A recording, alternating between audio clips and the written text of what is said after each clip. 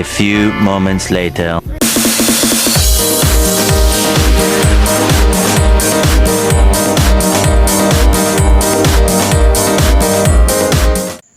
Halo semuanya, jadi pada kesempatan kali ini saya akan membahas tentang fenomenologi. Apa itu fenomenologi? Fenomenologi merupakan salah satu jenis metode penelitian kualitatif yang diaplikasikan untuk mengungkapkan kesamaan makna yang menjadi esensi dari suatu konsep atau fenomena yang secara sadar dan individual dialami oleh sekelompok individu dalam hidupnya. Studi fenomenologis dapat dideskripsikan sebagai penerapan metode kualitatif dalam rangka menggali dan mengungkapkan kesamaan makna dari sebuah konsep atau fenomena yang menjadi pengalaman hidup sekelompok individu. Tujuan dari penelitian fenomenologis adalah mereduksi pengalaman individual terhadap suatu fenomena ke dalam deskripsi yang menjelaskan tentang esensi universal dari fenomena tersebut. Jadi fenomena ini berupaya memahami esensi dari suatu fenomena. Nah, jadi apa sih menariknya dari fenomenologi? Yang pertama yaitu pendekatan subjektif. Fenomenologi menempatkan penekanan pada pengalaman subjektif individu. Ini berarti bahwa fenomenologi tidak hanya memperhatikan objek atau kejadiannya itu sendiri, tetapi juga bagaimana subjek pengalamannya dan memberikan makna padanya. Pendekatan ini memungkinkan untuk pemahaman yang lebih dalam tentang bagaimana manusia berinteraksi dengan dunia di sekitarnya. Selanjutnya yaitu metode deskriptif. Fenomenologi menggunakan metode deskriptif ini untuk mencermat atau mempelajari pengalaman manusia. Ini melibatkan pendekatan sistematis untuk menggambarkan secara detail pengalaman subjektif, termasuk sensasi, persepsi, dan makna yang terkait. Metode deskriptif ini membantu untuk menghindari kesimpulan yang terlalu dini atau penafsiran yang terlalu berlebihan. Yang selanjutnya yaitu pentingnya kesadaran. Kesadaran adalah konsep sentral dalam fenomenologi. Fenomenologis percaya bahwa melalui kesadaran, manusia memiliki akses langsung ke realitas. Oleh karena itu, fenomenologi tertarik pada cara kesadaran membentuk dan memengaruhi pengalaman manusia, serta bagaimana pengalaman ini tercermin dalam pemikiran, perasaan, dan tindakan. Selanjutnya yaitu relevansi dalam berbagai disiplin. Pendekatan fenomenologis telah merangsang minat dan berbagai disiplin ilmu, termasuk filsafat, psikologi, sosiologi, antropologi, dan bahkan seni. Fenomenologi memberikan kerangka kerja yang berguna untuk memahami berbagai aspek pengalaman manusia di berbagai konteks budaya dan situasi. Keseluruhan fenomenologi menarik karena pendekatannya yang unik terhadap realitas manusia, penekanan pada pengalaman subjektif, dan realisasinya dalam memahami berbagai aspek kehidupan manusia. Studi fenomenologi memiliki dua fokus utama, yakni textual description dan structural description. Yang pertama yaitu textual description, berfokus pada aspek objektif dari pengalaman subjek penelitian, yakni manusia. Aspek objektif bisa diperoleh melalui peristiwa atau fenomena yang dialami seseorang. Pada aspek ini, penelitian akan mencari tahu terlebih dahulu gambaran nyata fenomena tersebut secara mendasar. Misalnya, penelitian ingin meriset tentang pemaknaan etika jurnalisme gaya hidup di suatu media cetak. Aspek objektif ini yang dapat berupa pemakaian etika dalam sudut pandang jurnalis gaya hidup tersebut.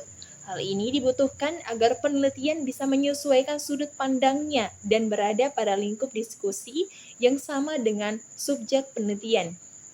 Yang kedua yaitu structural description, berfokus pada aspek subjektif yang lebih mendalam.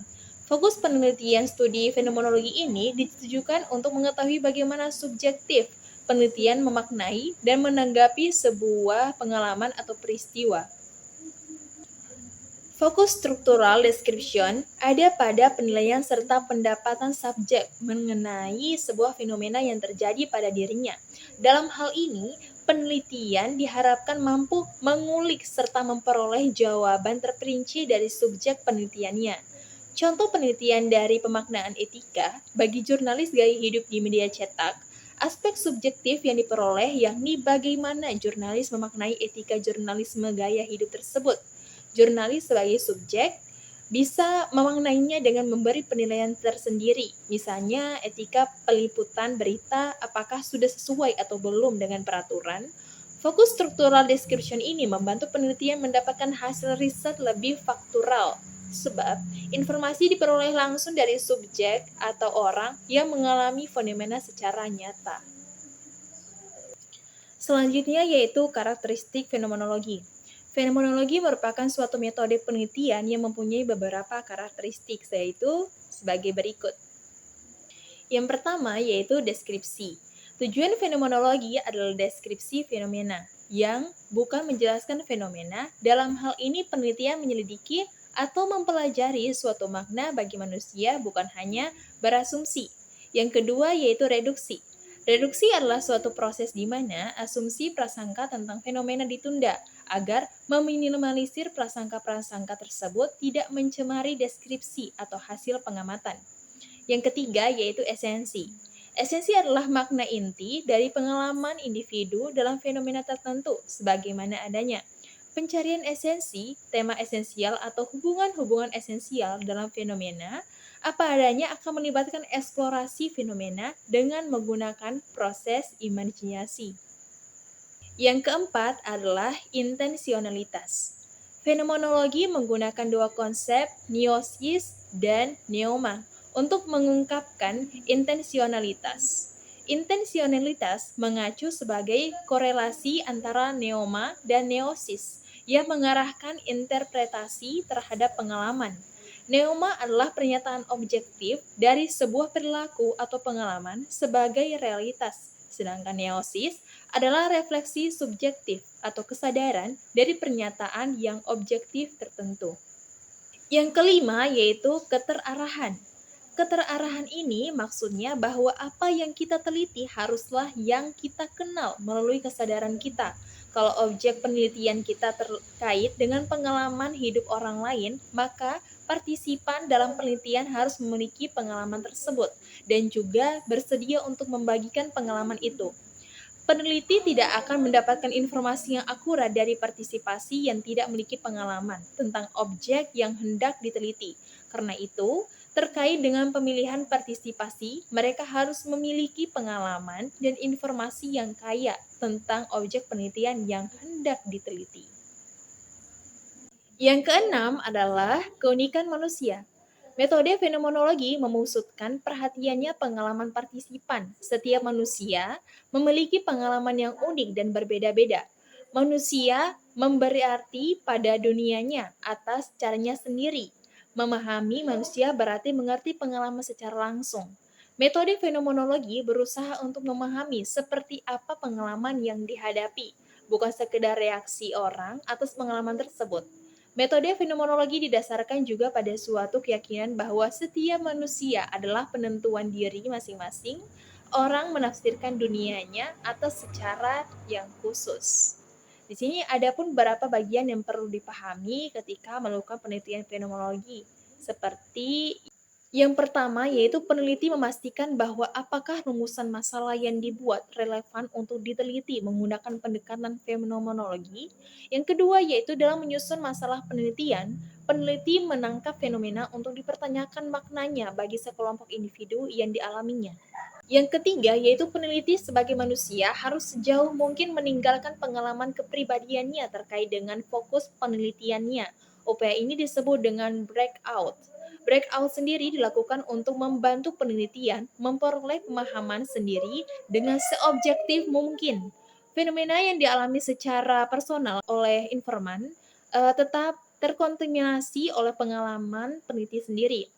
Yang keempat yaitu data fenomenologis, berupa narasi deskriptif yang dikumpulkan dari cerita individu yang dialami oleh seorang dalam suatu fenomena untuk diteliti.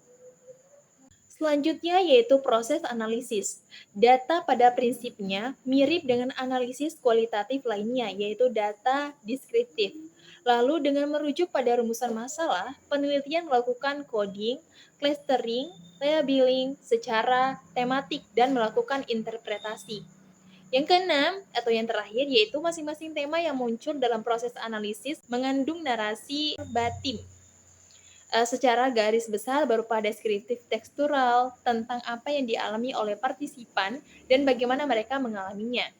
Jadi, demikianlah beberapa hal yang bisa saya sampaikan, mengenai pengertian, ciri-ciri, karakteristik, apa yang menarik dari fenomenologi.